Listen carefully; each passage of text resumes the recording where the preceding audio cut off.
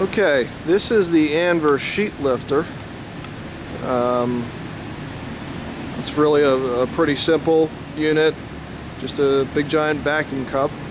The center here is the vacuum and the vacuum tank. The controls are on the other side. We'll walk around. We set up just two thin sheets of stainless. It's the only sheet material we have here. It's not really a comparable weight example, but this video is more just to demonstrate how it's used and functionality.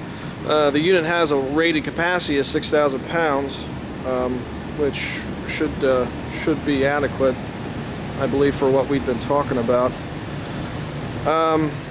You're going to see in a minute one of my guys put it through its paces here and operate. It's just a simple 110 operation. It uses that little red button there with the extra cable.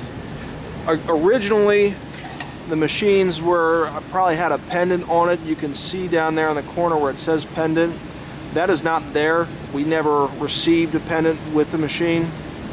The other thing I want to point out before we get to operation, you can see most of these pads are not new, but pretty much unused. The machine had several newer pads on it that were in pretty good shape and had about 5 replacement pads or extras that we just installed on it since we'd been having that issue with it I sent you an email about. And you can see there are the old pads. There's 4 and there's 1 right there.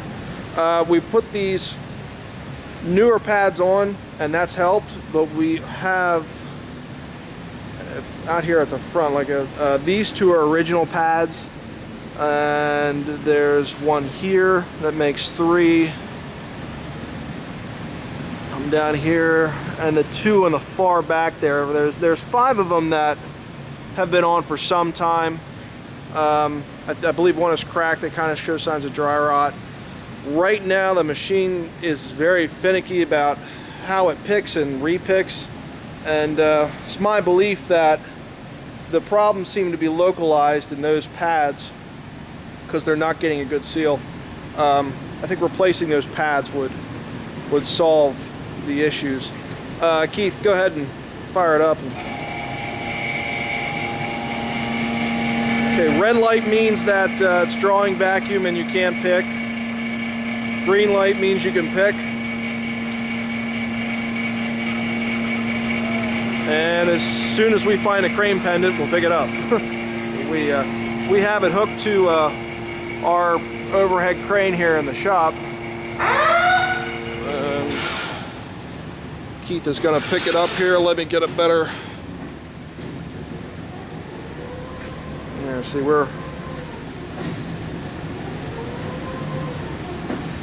now we're off the ground there and it works, and he's pounding on them, and most of them have, good.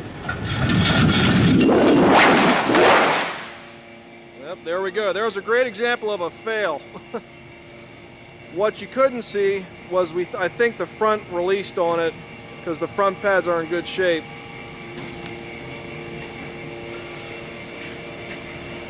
We're going to reposition it here.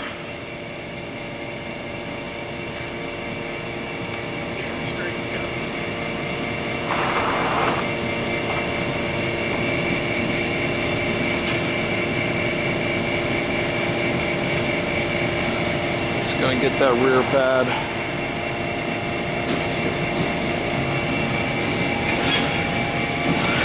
Oh, you gotta. There we go.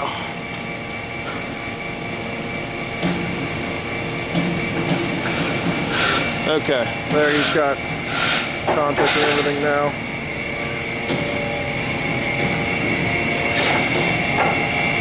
Okay, so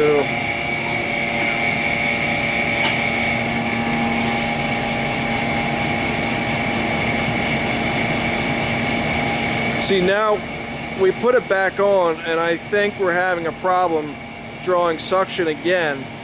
And what he's got to do is mess with the levers until they see, yeah. which you shouldn't have to do. None of that you shouldn't have to do. It should just be able to pick up. And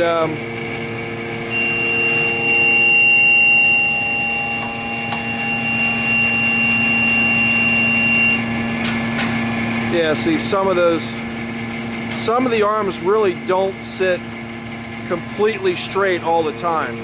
I mean, I think 5 new pads will give you all good pads and go a long way to helping, but this really doesn't seem to be a completely 100% foolproof system. I'm sure if you did it a few times, you might get a little better at it than we are, but there, he's back there stepping on one. Now, I guess ideally, too, you want to be pounding on your material when you do it, but now if we go up here and step on this front again, this is our, yeah, we're holding steady vacuum.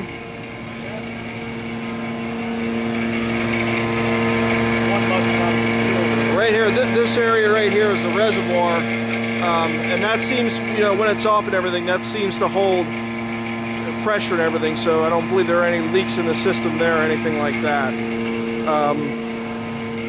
But I don't know if it'll do it, but let's see. Yeah, see how that... Yeah, once they seem to lose one, they all go. But those front two are original. And, you know, I think 5 new pads would go a long way to helping things. So, and you can get an idea of how it operates using that button and everything and the indicator light. So just take a look at it, and we'll talk.